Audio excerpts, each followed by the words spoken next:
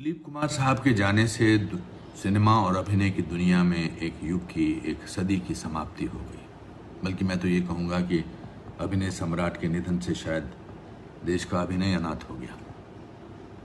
दिलीप साहब एक पूर्ण अभिनेता थे, एक ऐसी शख्सियत जिनकी बगल में चुपचाप कुछ देर बैठने से भी एक एक्टर एक्टिंग के बारे में बहुत कुछ सीख सकता था।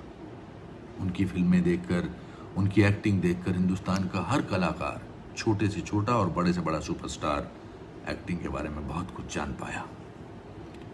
उनकी एक्टिंग की छवि कहीं ना कहीं आपको हर कलाकार में देखने को मिल सकती है। वो एक्टिंग का सबसे बड़ा और सबसे महत्वपूर्ण इंस्टीट्यूशन थे। उनके जैसा पूर्ण कलाकार न कभी आया है, न कभी आएगा और न कभी आया था।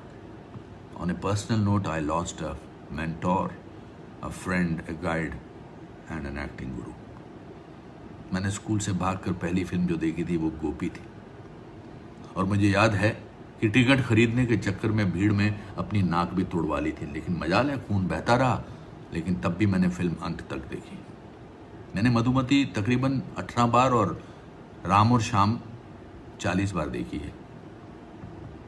फिल्म कर्मा के सेट पर जब उनसे पहली बार मुलाकात हुई तो मैं तकरीबन 1 घंटे तक उनको ताकता रहा। यहाँ तक कि सुभाष घई साहब मुझे किनारे पर ले गए और बोले कि भाई तू मेरी फिल्म का विलन है, ये दिलीप साहब को ऐसे प्यार से घूरते रहोगे तो मुश्किल हो जाएगी।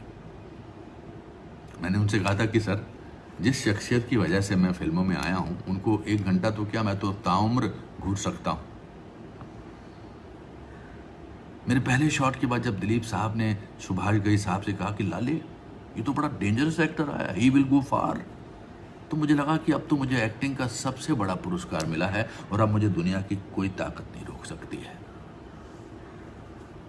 मुझे उनके साथ 4 फिल्मों में काम करने का मौका मिला और मैंने उनके साथ बहुत वक्त गुजारा।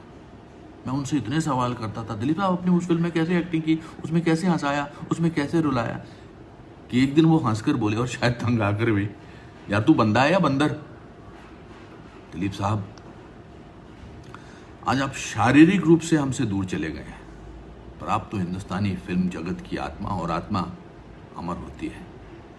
आने वाली सदियों में जब भी भारत का कोई भी कलाकार एक डायलॉग बोलेगा या एक्टिंग का एक भी एक्सप्रेशन देगा तो हमें उसकी एक्टिंग में आपकी झलक जरूर नजर आएगी।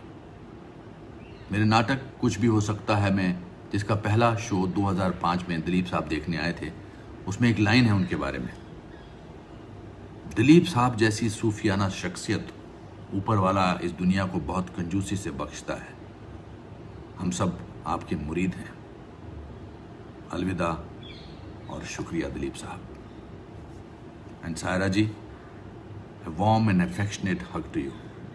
Nation is with you in this grief and in your sense of loss. सुहाना सफर और ये मौसम हंसी, हमें डर है हम खो न जाए कहीं, हो